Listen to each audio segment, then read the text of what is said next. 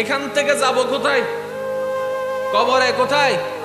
সেখানেও সবাই এক ড্রেস, জোরে বলেন ড্রেস। হাসরে সবাই যাব, সেখানেও সবাই।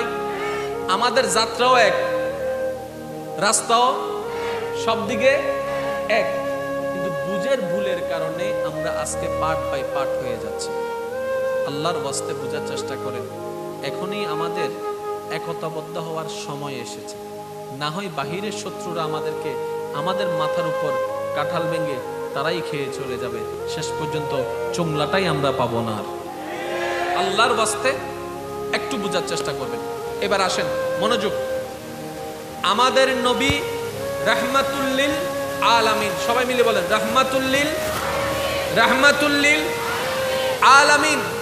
রব্বে করিম বলে, শুধু স্মরণ করাই দিচ্ছি আপনাদেরকে, রব্বে করিম বলে আনা রব্বুল আলামিন, আমি আলামিনের রব, সৃষ্টি জগতের আমি রব।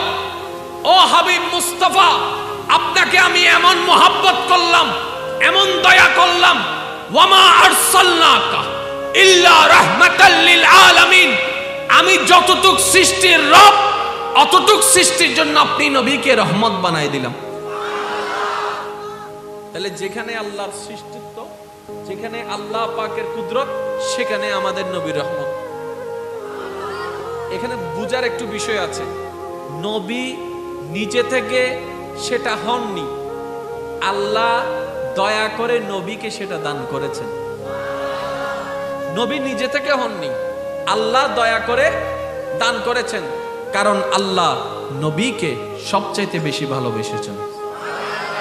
কোরআনুল কারীম পৃথিবীর শ্রেষ্ঠ নির্ভেজাল কিতাব, যার মধ্যে বিন্দু পরিমাণ কোনো সন্দেহ নাই, ভুল নাই, যার মধ্যে পারায় কোনো সন্দেহ নাই, সূরার মধ্যে কোনো সন্দেহ নাই, আয়াতে কোনো সন্দেহ নাই, হরফে কোনো সন্দেহ নাই, তাফসীরে কোনো সন্দেহ নাই। ওই কোরআনে আল্লাহ তাআলা বিভিন্ন জায়গায় আপন আপন নবীদেরকে নাম ধরে ডেকেছেন।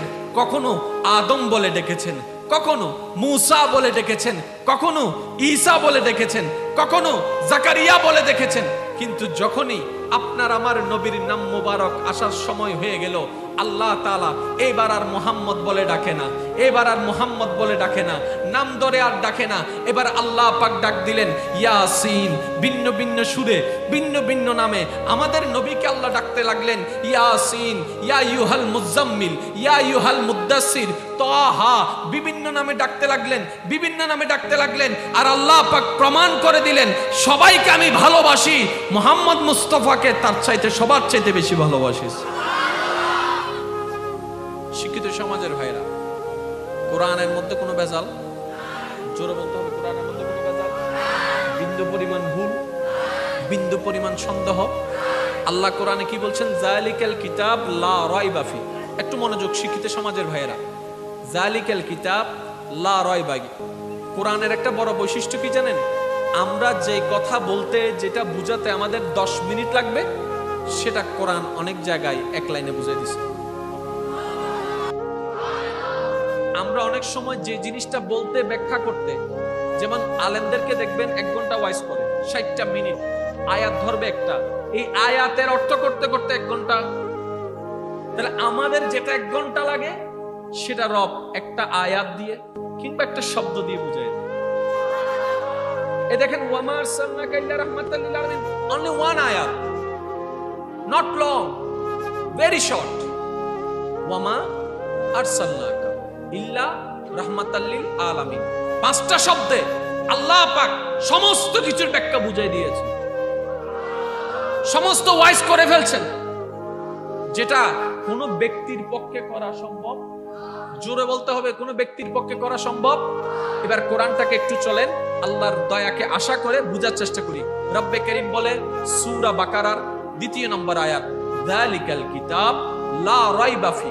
মনোযোগ, যালিকাল কিতাব লা রাইবা ফি। ও আমার বান্দারা, তুমি এমন একটা কিতাবকে হাতে নিয়েছো যে কিতাবের মধ্যে কোনো প্রকার সন্দেহ নাই। কোন প্রকার সন্দেহ, সন্দেহ বলেছেন, শব্দটা খেয়াল করবেন, কোন প্রকার সন্দেহ। কিন্তু আল্লাহ চাইলে তো বলতে পারতেন এমন একটি কিতাব যে কিতাবে কোনো ভুল নাই। বলা দরকার ছিল কি জোরে বলেন না। আমরা যেটা করি, বিভিন্ন বড় বড় লেখকরা বই লেখে, বই লেখার পরে শেষ একটা লেখা লেখে, এই বইয়ে যত প্রকার ভুল ত্রুটি আছে ক্ষমা সুন্দর দৃষ্টিতে দেখবেন। ভাইয়া একটু বলেন তো, বইয়ের মধ্যে কি আছে? ভুল ত্রুটি, ভুল ত্রুটি। তাহলে কিতাবের মধ্যে লিখতে হবে ভুল ত্রুটি। আমাদের বিশ্বে জ্ঞান অর্জন করাকে সবচাইতে দামি সম্পদ মনে করি, আর জ্ঞান অর্জন করার জন্য বইয়ের দরকার, বইয়ের জন্য লেখকের দরকার। লেখকে বই লেখলো, লেখার পরে লেখে এই বইয়ে যত প্রকার ভুল ত্রুটি আছে ক্ষমা সুন্দর দৃষ্টি দেখবেন। একটু আওয়াজ দিয়ে বলবেন, লেখাটাকে শুরুতে থাকে নাকি শেষে থাকে? আরো জোরে বলেন, শুরুতে থাকে না শেষে থাকে? পৃথিবীর একমাত্র কিতাব কোরআন আপনি নিলেন, আলহামদুলিল্লাহি রাব্বিল আলামিন আর রহমানির রহিম মালিকি ইয়াউমিদ্দিন ইয়্যাকা না'বুদু ওয়া ইয়্যাকা নাস্তাঈন ইহদিনাস সিরাতাল মুস্তাকিম সিরাতাল লাযিনা আন'আমতা আলাইহিম গায়রিল মাগদুবি আলাইহিম